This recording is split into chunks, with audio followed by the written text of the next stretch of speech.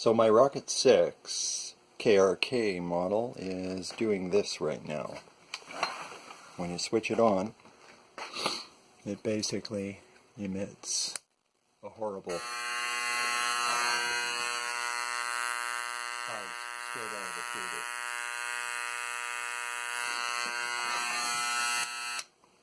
Started doing this morning. Now, it had been intermittent on the input jack for a while, a little bit with the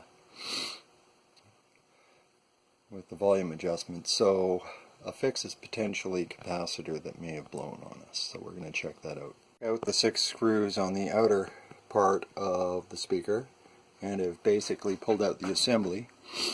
There is the way it looks from the back. And the first thing I notice is that capacitor there has basically found its way out in a way. And I'm wondering, it does look a little bulbed, but there are no burn marks or anything. Examining the other components don't show any clear signs of distress, but this could be our issue right here. So we're going to examine that a little bit further.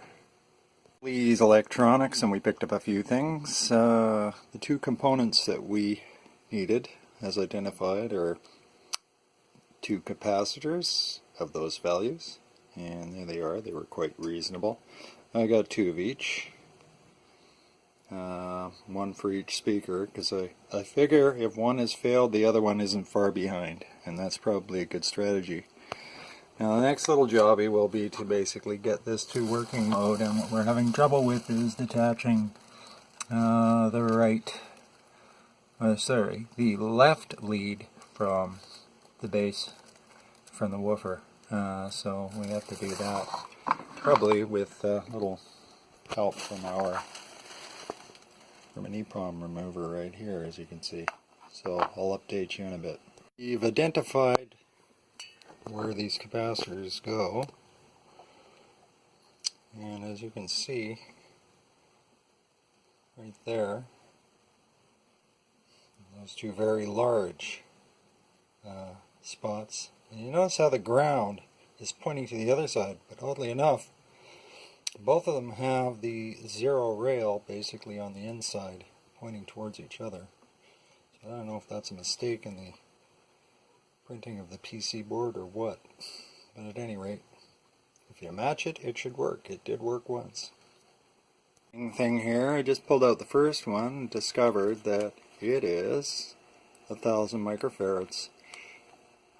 Even though the label, look at the way it's wrapped around there, you can't even read it. 000, 35 volts, and then 1000, and it ends off there. At any rate, so it's a good thing I bought 2 of these, because they are basically the network here. The other big guys are the 3300s, which I photographed. Now obviously I didn't realize that was the photograph I took of. But it's a learning curve, this thing. See what the problem was with this component. Look at how completely balled out it is on the very top there. It's just basically like it squeezed out its innards. Yeah, it just went splat. So anyways, replacing that should, and the other one should do the trick. We have basically run our 2 new capacitors into the board, as you can see. They haven't been soldered yet, but they're nice and cozy. So we're going to solder them next and try running it. So now they're soldered, and we basically did a continuity check with our meter just to see if everything is soldered correctly and fine. So now the next detail is to basically get in there with our handy dandy micro clippers and get rid of these little guys. Right? So we'll end up doing that next. So now everything is nice and tidy. Put down here, if you can sort of focus, Mr. Camera. I don't know if you can. There it is.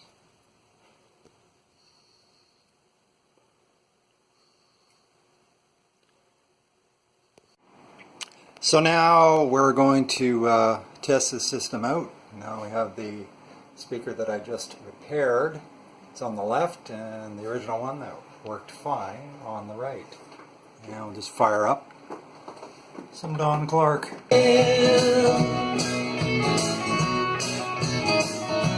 they seem to be working.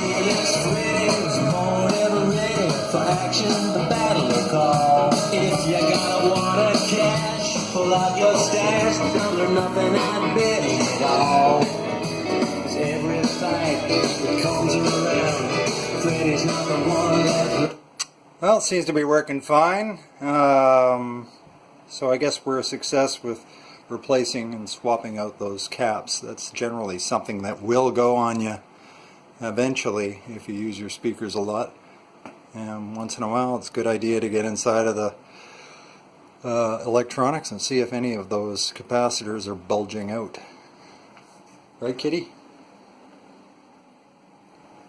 She has no comment. Well, good luck with your repairs.